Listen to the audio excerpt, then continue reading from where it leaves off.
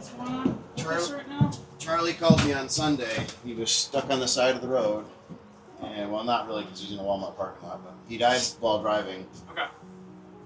It just stopped running. He said it sputtered and turned off and pulled in the gas parking lot. So I thought, are you out of gas?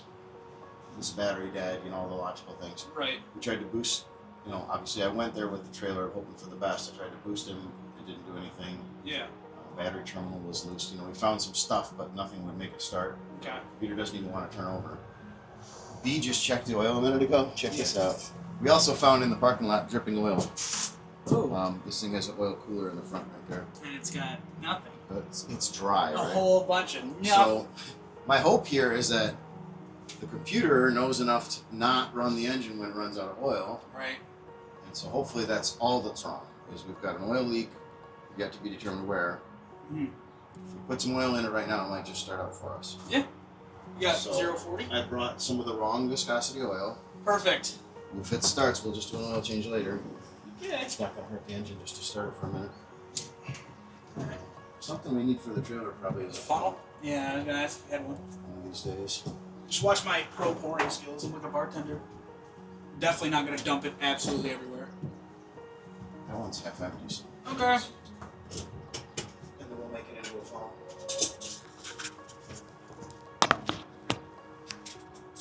Look at that. Oh my god.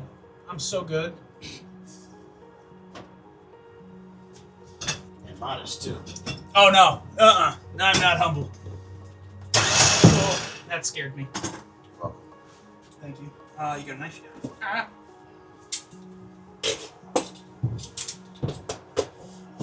this is a well-known secret. Yeah, the worst kept secret out there. Almost any container can be made into a funnel if you have a sharp knife. Exactly. How much you want to throw in to start? All of what we have here. Oh, we got it. Okay.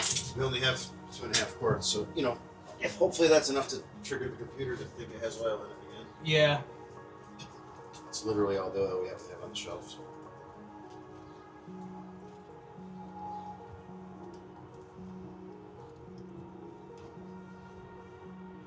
Okay. And then if it does start, it'll probably just pour out of the front. Yep. That sounds like so much fun. And the freshly clean trailer. I know the day after we power wash the trailer, he calls me. Yeah, of course. Alright, I'm gonna take my boots off and clamber in. Yeah, I guess you have to push the brake pedal to see if it... Yeah, that's how I was like, ooh. No free foot pictures. I charge for those. Nobody wants to see your feet. I don't know, I'm sure someone does.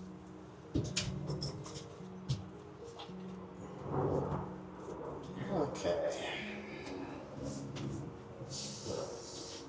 The other thing we need for the trailer is a trash can.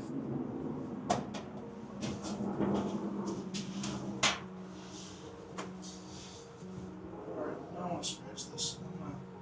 I hope he left the key fob in there. Oh god. Wait, that'd mean the battery would be dead, wouldn't it? I don't know.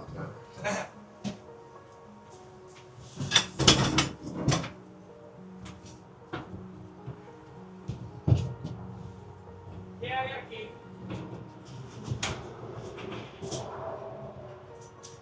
I'll just do it.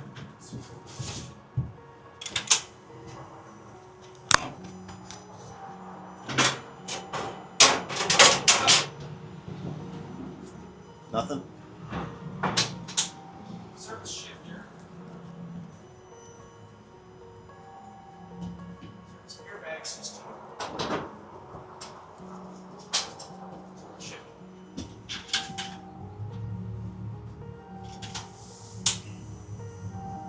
Fuel pump cycles. But it's not going to initiate any start. Push it on the brake hard enough? Yeah, I got my whole foot on it. 'Cause I know that was a problem one time. Okay. Yeah. Well, and my other thought was that he ran out of gas, but that won't create the no start situation. If it was out of gas, it would still try to start. So that's not the situation.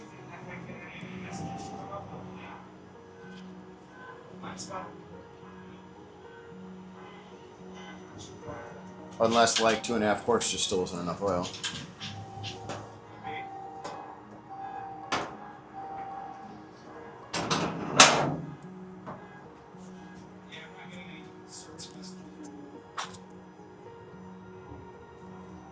It surprises me it's not telling you that the oil is low. Right. I got a flashing check engine light, TCS light, and ABS.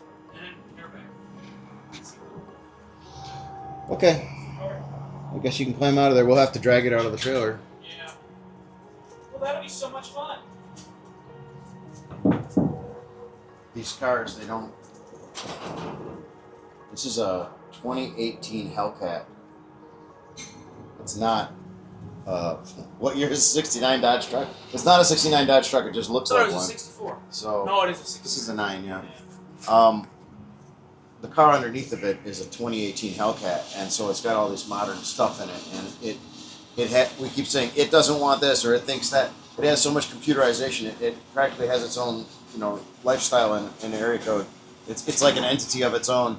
So it thinks it doesn't have oil. Or we're always talking about, like, what does it think or what is it doing? Because there's so much computing going on in this thing, and it's been a constant struggle since we built the car. Building the car up until the point when it was running, it was a struggle, and it's continuing to still be a struggle. Yeah.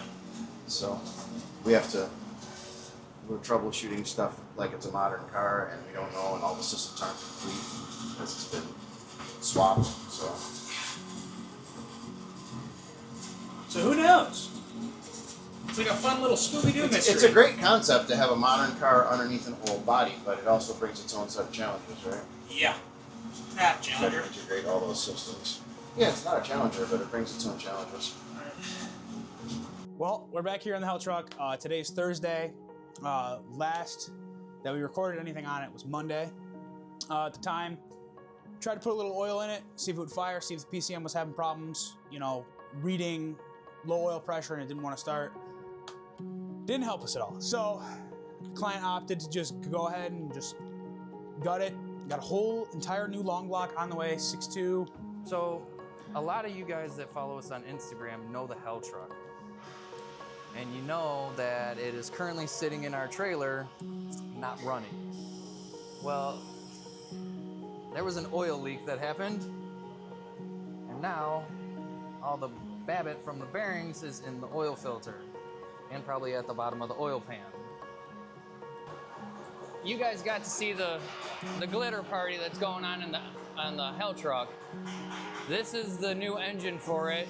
It has, 36,000 miles on it, so I'm just going through and doing a leak down test on all the cylinders to make sure that when we put it in and we spend all this time and effort to install this, that it's not a big old waste of time, and that we can catch anything that's possibly wrong with it before we put all of the other parts on it. Because as you see, there's a lot missing here. I mean, a lot. So it's gonna be like 40, 50 hours worth of work to swap these two engines. And if this thing's bad out the get-go, I'm gonna be upset because that was a lot of my time. Dan's probably not gonna be too happy. And could be a lot of time lost if we don't check this real quick. And it's as simple as just hook up a leak down tester to it, add some air to the system. If air's coming out the intake or exhaust ports, is it coming out of the crankcase? You want to be in like a certain percentage range when you're looking at it, so you want to feed it between 80 to 100 PSI. I usually like to test at 100 PSI because that's really going to push the limits of the parts inside of it. And I want to see down in the set area, but that's not actually like fully achievable on a used engine. So if I'm in like the 20% range, I'm happy with it. It's gonna make good power still, and then we'll be good. And then after I get done doing a leak down test, I'm gonna take the oil filter off, and the same thing I did with the oil filter on the Hell Truck, I'm gonna cut it open just to make sure there's no bearing material in this thing. So there's just a few things I like to check before an engine goes into a car. I am working on this 79 F150 dent side. These are some of my favorite trucks of all time. I love them. My dad had one when he was in high school. It was his, first truck, first project. So I've worked on his a little bit. It's in pieces right now. But onto this one. This one is just here for a repaint.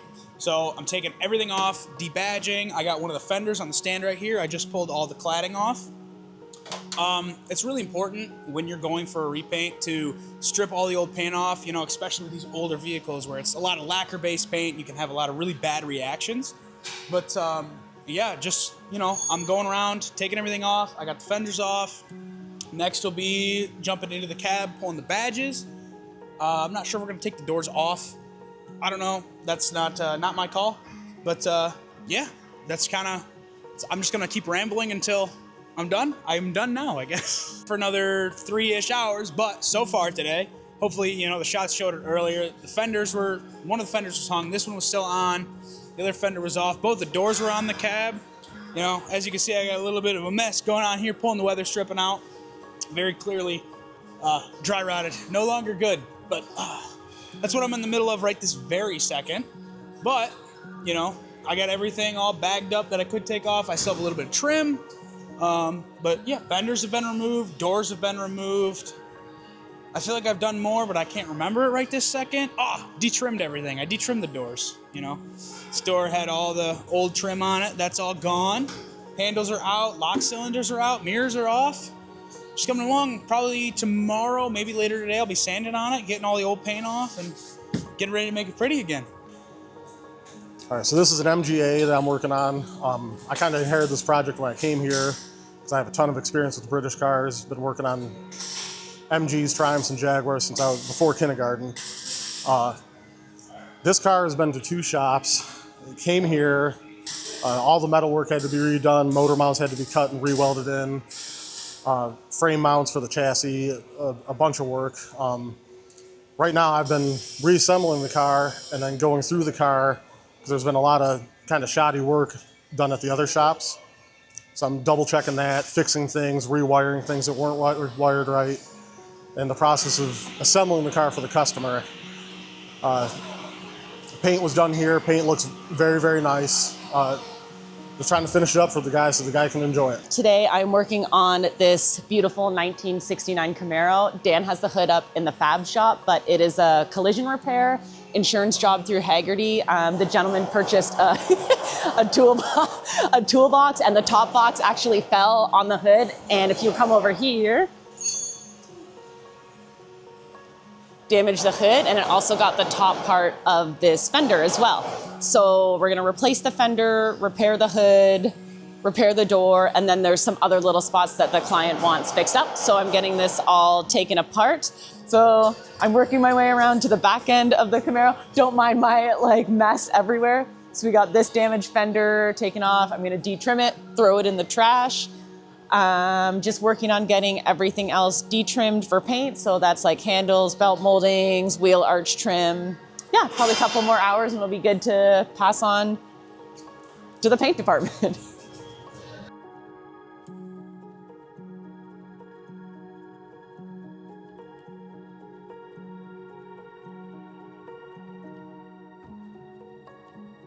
Well, right now I'm trying to identify these carburetors. And that doesn't sound like it's going very well, is it? Have you tried to identify old carburetors before and look up their numbers? They're not always the fun ones. Fair enough. Well, how's the breakdown going? Like, what did you discover in your breakdown? Where liquid is supposed to be was dust. Well, that looks like a couple different things, none of which I'm going to say on camera. No, it's a combination between rust and really old gas and what I'm assuming feels like sand. I don't know, there's still some left in here. That's gnarly. Ugh. Well, that sounds like a fun day. Old carburetors. Old carburetors. It's seized because of rust, and I haven't even pulled the head off this thing yet, so let's see what we got in here. Well, there's water in one of the cylinders. I know there should be water in at least 2 more.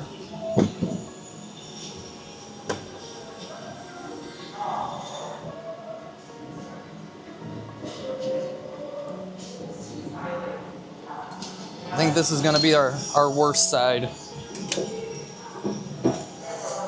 Oh no! Oh God, it's dripping on me.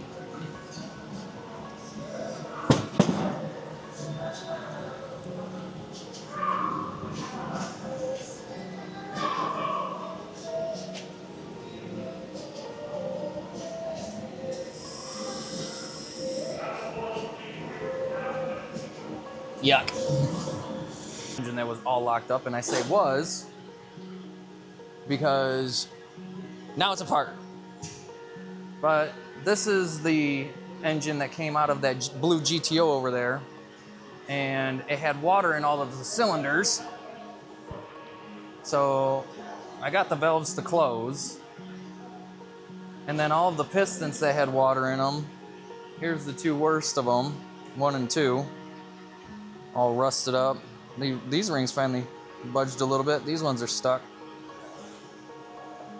But luckily, the crankshaft's savable, the heads can be rebuilt, the oil pan needs to be, I mean, you technically don't have to replace it, but there's some nice sludge in the bottom of it.